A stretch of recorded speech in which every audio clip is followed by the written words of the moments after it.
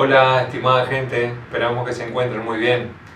En esta entrega queremos desarrollar algunos conceptos que están muy vinculados a nuestra conformación de identidad, más específicamente el concepto de espacio existencial. Dicho concepto lo desarrolla Christian Norbert Schulz en Existencia, Espacio y Arquitectura, de 1971. Se trata de la relación entre nuestra existencia y el espacio en el que habitamos. Al igual que Piaget, Norbert Schulz considera que nuestra concepción del espacio se desarrolla en la infancia, cuando ya diferenciamos entre objetos móviles e inmóviles, y cuando aprendemos a utilizar como referencia del espacio a los objetos inmóviles. Para desarrollar su existencia, el ser humano necesita orientarse en el espacio, reconociendo elementos que ofician como mojones y diferenciando entre un espacio estático y un espacio dinámico. Por ejemplo, el espacio dinámico podría considerarse el recorrido que hacemos para llegar de un espacio estático hacia otro espacio estático. Esta idea de una existencia humana íntimamente ligada a un espacio está muy influenciada por la obra de Martin Heidegger, Ser y Tiempo, de 1927, escrita en el sentido de mostrar que el tiempo forma parte del ser, dejando de lado el tradicional esquema del sujeto por un lado y del objeto por otro, ya que el sujeto está íntimamente relacionado a los objetos. Su existencia forma parte de esa relación. El vivir se vuelve una experiencia basada en la praxis, que no es objetivable. El concepto del yo se considera algo histórico.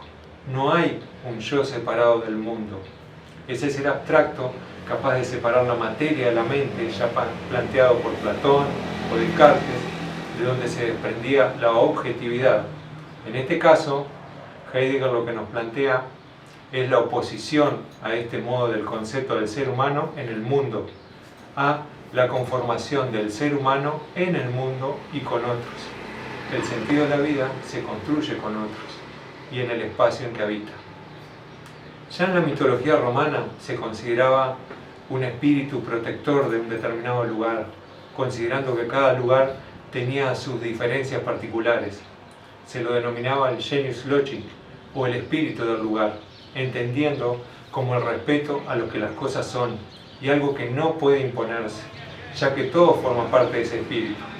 Considerado también como un genio protector, se define como un espíritu que posee todas las cosas, los lugares, las personas, define lo que son. El hombre siempre tuvo la necesidad de orientarse en el territorio que habitó. Esto se manifestó desde sus comienzos. Uno de los primeros monumentos megalíticos fueron los menhires, que consisten en piedras verticales colocadas sobre el territorio a modo de mojones. Posteriormente surgieron los dólmenes, que son una asociación de piedras verticales con algunas horizontales colocadas a forma de dintel. Y también podemos tener los cromlech, que son una asociación de dólmenes. En cuanto a las organizaciones urbanísticas, desde sus comienzos podemos diferenciar variadas posibilidades. Queremos destacar principalmente la concepción romana, ya que la misma tenía en cuenta dos ejes, el cardo y el decumanus, o sea, un eje norte-sur y un eje este-oeste. Cualquier nuevo campamento o nueva ciudad se organizaba en torno a esos dos ejes, teniendo en cuenta justamente la orientación del Sol y los ejes cardinales. Del mismo modo, se consideraba un damero o malla ortogonal que permitía formar un parcelario. En el caso que estamos observando, la antigua ciudad romana de Gerasa, ubicada en Jordania, donde el cardo máximo tiene 800 metros de largo. Cabe destacar que se consideraban avenidas principales, que se llamaba el Cardus Maximus y el Decumanus Maximus, que tenían también una finalidad de facilitar la movilidad. Esta concepción urbanística romana, que se extendió por todo el imperio, tuvo gran influencia en la península ibérica y se va a retomar cuando desde la corona española se intenten organizar los nuevos poblamientos en América Latina, principalmente estableciendo determinadas ordenanzas para las nuevas ciudades o poblamientos a realizarse, lo que formó parte de un compendio dentro de las leyes de Indias. Estas normas urbanísticas establecían que cualquier nuevo poblamiento tenía que tener en cuenta avenidas, un damero en forma ortogonal, o sea, una malla, y también en la intersección de las avenidas principales establecer una plaza, y en torno a esa plaza se iban a organizar los principales servicios. Un ejemplo muy claro podemos encontrarlo en la Ciudad Vieja en Montevideo, cómo se conformó un damero dentro de esa muralla, que incluso hasta formaba parte de expresiones muy coloquiales que se mantienen hasta hoy en día, a pesar de que ya no existe esa muralla. Por ejemplo, la típica expresión de irse para afuera hacía alusión a irse afuera de la muralla. Y cómo la ciudad fue creciendo y luego, al quitarse esa muralla, se encontraron diferentes trazados. Otro modelo de organización urbanística que podemos destacar es el modelo renacentista, donde destaca la organización geométrica en torno a murallas. Cabe destacar que el propio Miguel Ángel o Leonardo o Rafael, tanto como Alberti, también incursionaron en desarrollos de organizaciones urbanísticas geométricas. En este caso, estamos observando la ciudad de Palmanova como un fiel reflejo de este ideal. Se impone de este modo una geometrización a la naturaleza, que estará muy de moda principalmente en el diseño de determinados jardines. Basta destacar, por ejemplo, los jardines de Versalles como un ejemplo muy claro. A propósito, queremos destacar el poema de Alexander Pope, donde nos hace referencia a esta tendencia y justamente nos invita a lo opuesto, a respetar el genio del lugar, respetar el genius loci. Compartimos con ustedes un fragmento de este poema. Construir, plantar, sea cual sea la intención, alzar la columna o tender el arco, ensanchar la terraza o enterrar la gruta. En todo, la naturaleza nunca debe ser olvidada, pero tratemos a la diosa como a una hada modesta. No la cubramos demasiado ni la dejemos totalmente desnuda, que todas sus bellezas no puedan ser espiadas por doquier, porque la mitad de la habilidad está en esconder decentemente. Ganará todos los puntos quien con placer confunda, sorprenda, varíe y oculte los límites. Consultemos en todo al genio del lugar. Él dice si las aguas se elevan o se caen, o ayuda a las colinas ambiciosas a escalar el cielo, o extrae del valle teatros envolventes. Él convoca al paisaje, atrae los claros que se abren, une los bosques serviciales y hace variar las sombras. A veces frustra las intenciones y a veces las orienta. Pinta cuando plantamos y diseña cuando trabajamos. Otras concepciones urbanísticas que podemos destacar corresponden principalmente a la capital francesa, París, llevada a cabo de 1852 a 1870 por Napoleón III y bajo la instancia del prefecto Haussmann. En este caso, lo que se quería era crear grandes avenidas para tener una concepción higienista y más moderna de la ciudad.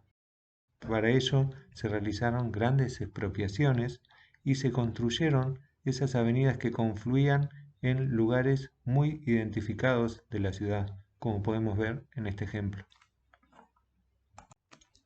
En Inglaterra, con el advenimiento de la revolución industrial, surgirán ciudades satélites y también surgirán nuevas propuestas de urbanizaciones, principalmente que buscan generar un entorno de vida más vinculado a la naturaleza, principalmente con enjardinados y con retiros frontales y laterales.